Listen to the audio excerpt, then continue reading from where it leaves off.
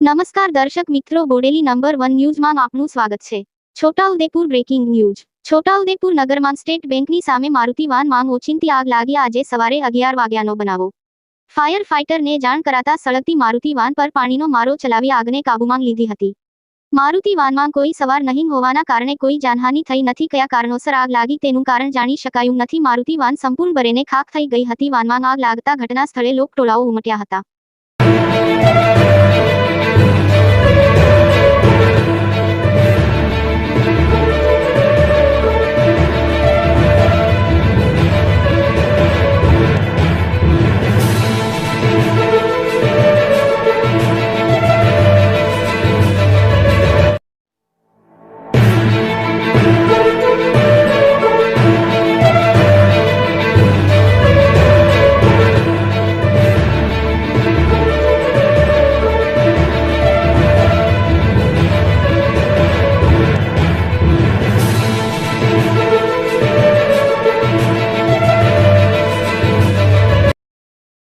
અવનવા રોજબરોજના સમાચાર જોવા માટે જોતા રહો બોડેલી નંબર 1 ન્યૂઝ ચેનલ।